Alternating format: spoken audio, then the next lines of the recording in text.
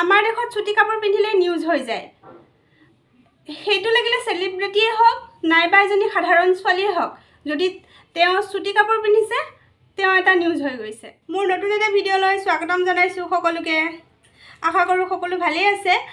মই সাধাৰণতে ছ'চিয়েল মিডিয়াত ট্ৰেণ্ড কৰা, ছ'চিয়েল মিডিয়াত যিবোৰ বিষয়ে প্ৰাধান্য লাভ কৰে সেইবোৰ ওপৰতে কিছু কথা ক'বলৈ চেষ্টা কৰোঁ আৰু মোৰ ভিডিঅ'ত সেইবোৰ বিষয়ে অলপ সংযোজন কৰোঁ। ভিডিঅ'টো স্ক্ৰিপ্ট নকৰিব আৰু চাই থাকক শেষলৈকে। ছ'চিয়েল মিডিয়াত এটা বিষয়ৰ ওপৰত বহুত বিতৰ্ক হৈ থাকে। সেই বিষয়টো হৈছে চুটি কাপোৰ।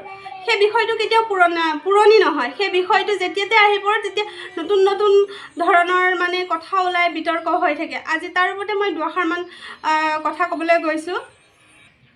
আচলতে এযোৰ কাপোৰে এগৰাকী নাৰীক কেতিয়াও নিৰ্ধাৰণ কৰিব নোৱাৰে আৰু এইটো এটা জন্মগতভাৱে অধিকাৰ বুলি মই ভাবোঁ যে মহিলা এগৰাকীয়ে বা নাৰী এগৰাকীয়ে যিযোৰ কাপোৰ পিন্ধি কমফৰ্ট ফিল কৰে সেইযোৰ কাপোৰেই তেওঁ পিন্ধিব। তাতে বেলেগ কাৰো ক'ব লগা তেনেকুৱা অধিকাৰ নাথাকে, কাৰণ সেই বস্তুটো নাৰীগৰাকীৰ শৰীৰ হয়। নাৰীগৰাকীয়ে কি পিন্ধিব কি নিপিন্ধিব সেই সিদ্ধান্তটো এগৰাকী নাৰীয়ে কৰিব, বেলেগে নকৰে।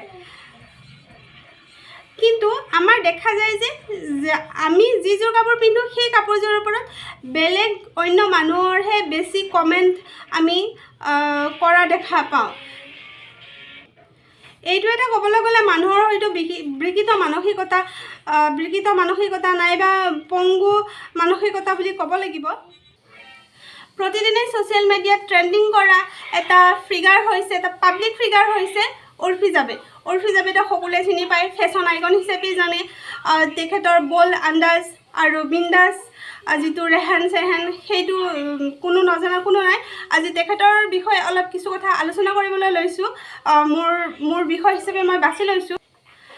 উৰ্ফি জাবেদ আচলতে ফেশ্বন আইকনে নহয়, উৰ্ফি জাবেদ এটা চিন্তাৰ বাটকটীয়াও।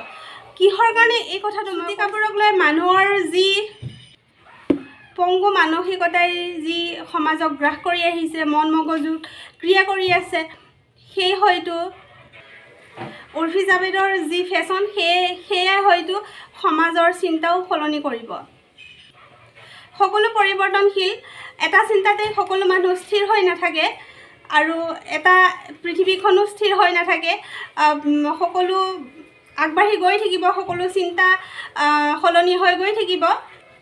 তেনেকৈ সমাজো সলনি হ'ব, চিন্তাৰো সলনি হ'ব। মোৰ বিষয়টো আজি ইমানতে সামৰণি মাৰিলোঁ আৰু ভিডিঅ'টো চাই কেনে লাগিলে মন্তব্য কৰিব, লাইক কমেণ্ট শ্বেয়াৰ কৰিব। যদি ভিডিঅ'টো চাই অলপমান হ'লেও ভাল পাইছে আৰু কিবা এটা যদি বেয়াও হৈছে তেতিয়াহ'লে সেইটোও ক'ব। লাইকো কৰিব পাৰে, ডিছলাইকো কৰিব পাৰে। ধন্যবাদ।